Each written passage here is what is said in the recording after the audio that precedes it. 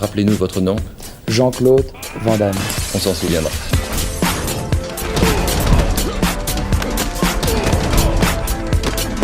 Van Damme Express.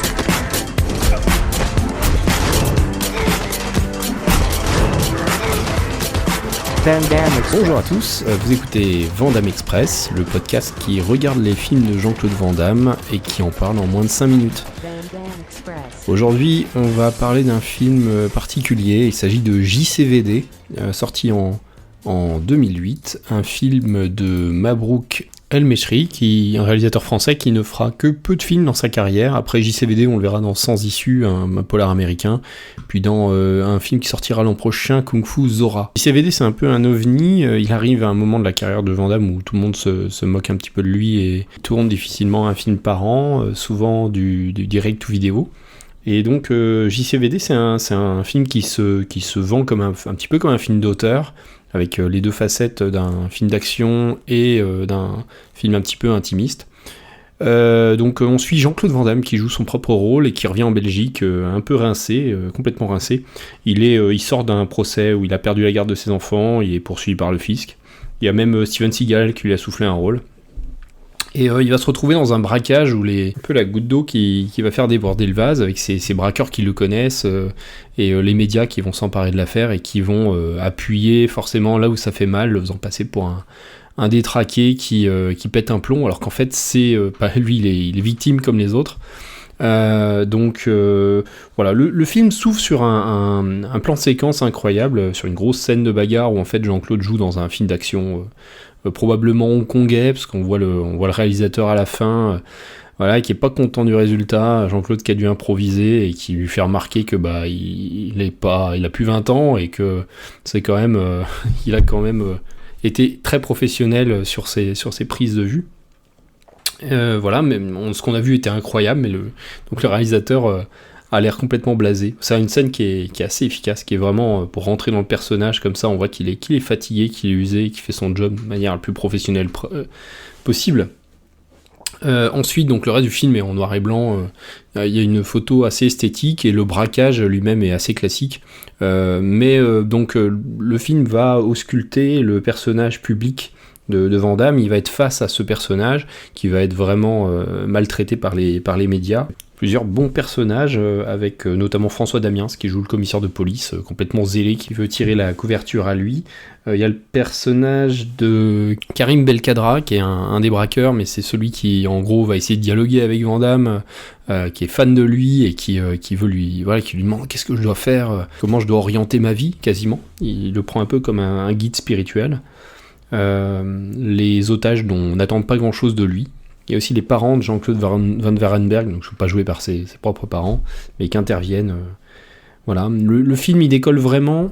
Le film est intéressant parce qu'il réhabilite Van Damme en tant que comédien. Là, il joue vraiment une palette complète et touchant, avec pas mal de nuances. Un vrai bon personnage. Et au milieu du film, il va y avoir une pause dans le récit, il va s'élever. Et Van Damme va faire le point sur sa vie. Il va avoir ce fameux monologue qui dure assez longtemps, où il va revenir en fait très concrètement sur ses passages télé, sur sa période difficile. Voilà, c'est très touchant. Je pense que ça met plutôt tout le monde d'accord et c'est après toutes ces années où la plupart des gens vont se moquer de lui, c'est un film du coup JCVD qui va contribuer à redorer son image et lui permettre de faire des projets un peu moins premier degré et le réhabiliter en tant qu'acteur, mais aussi en tant que personne. Ça me fait mal au cœur de voir des gens qui n'ont pas ce que j'ai, en sachant qu'ils n'ont pas ce que j'ai, et aussi en sachant qu'ils ont des qualités beaucoup plus énormes que moi. C'est pas ma faute si j'étais câblé pour être une star. Je l'ai demandé avec beaucoup de croyance. Quand on a 13 ans, on croit au rêve. Alors j'espère que dans cette poste, il n'y a pas un con qui va tirer la gâchette. C'est con de tuer les gens. Ils sont tellement beaux. Ben, je prie pour ça, Dieu, aujourd'hui. J'y crois. C'est pas un film. C'est une réalité. Une réalité. De qualité artistique, le film n'en manque pas, c'est plutôt élégant, il y a une belle photographie, le côté polar est un peu classique, le film se regarde un petit peu, les acteurs sont bien dirigés. Moi j'ai mis un 7 sur 10 pour la partie artistique. C'est un film qui ne démérite pas, voilà, qui est peut-être un petit peu prétentieux, mais à peine.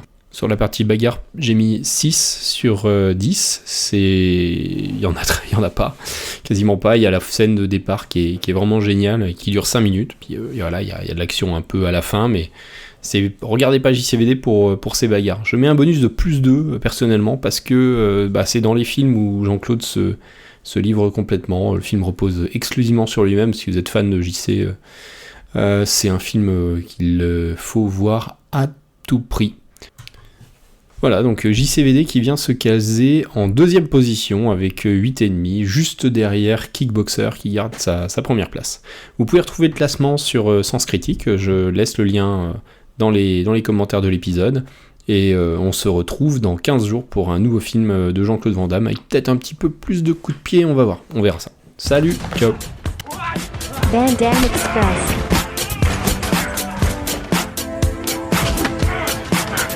Van Damme Express.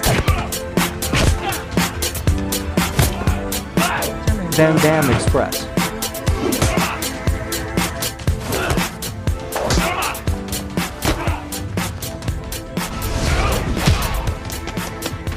La route.